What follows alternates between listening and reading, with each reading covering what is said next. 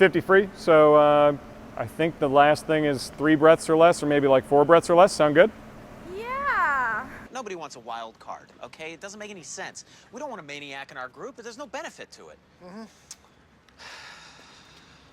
I feel like you just agreed with me, but you weren't listening to what I was saying. Yes. Is he listening to it? I can't tell. He's listening. He's not understanding. Yeah, he doesn't even like get us, man. It's We're talking about you. Okay, let's move on from What it. do you think is happening right now? Hi everybody, welcome back to this week's Tuesday Tip. We're talking about race strategies for 50s in long course. Now, some of you may have raised an eyebrow at the sentence race strategies for 50s, but there is a little bit of a plan and structure to it. You need to be able to maintain stroke throughout the entirety of that 50, which can prove to be challenging when you're sprinting. For fly, you want to stay really compressed. You want to keep that weight moving forward and shovel as much water as you can underneath you, past you, and get your hands back up top as fast as you can, okay? The priority is keeping that stroke compressed, your chest low and your hips high. Breathing, it's similar to freestyle. You want to be disciplined with it. You don't want to be breathing in or out of these walls.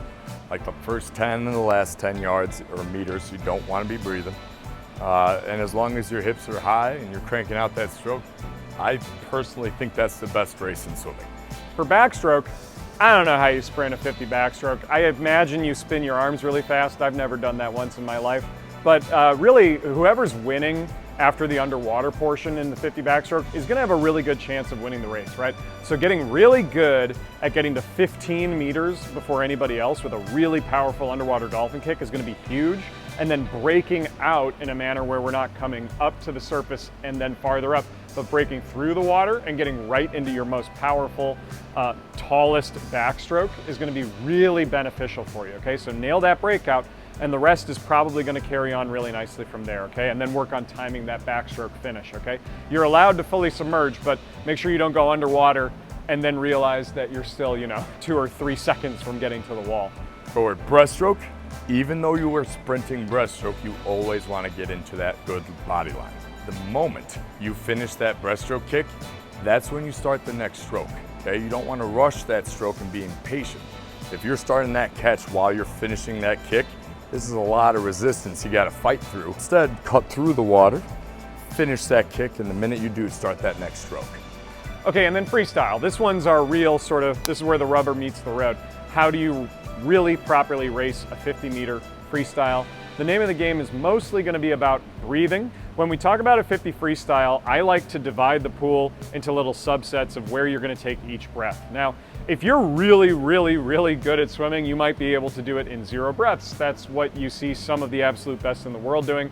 But for like 99.999% of swimmers, you're probably going to be taking 1 or more breaths in your 50 freestyle, right? So you got to really have a plan for where that's going to be, okay? Past where you're going to take a breath, you don't need much of a plan. For most of our competitive swimmers who are trying to hit, regional level cuts, state level cuts, we're probably looking to take 5 breaths or fewer, okay? And if we're going to do that, we want to make sure we don't take our first breath too soon. We want to make sure that we're getting at least 15 meters before we even think about snagging that first breath. In addition to that, we need to make sure that we keep our tempo really high in the second half of a race, okay? A fair amount of research has gone into showing how people's tempo falls off over the course of a long course 50 free, and even at the highest levels of our sport, at the Olympic Games, people's tempo significantly shifts, especially in the last 10 to 15 meters of a 50 freestyle. So do everything that you possibly can as you're charging into that finish to stay within your rhythm, and don't fall off as much as you possibly can, even when you're super, super tired at the end of a 50 free. Thanks for watching this week's Tuesday Tip. I hope you guys had a wonderful rest of your day. Continue keeping up the great work. You guys did great last weekend. I'm looking forward to watching the rest of this season. Have yourselves a great rest of your day. Bye.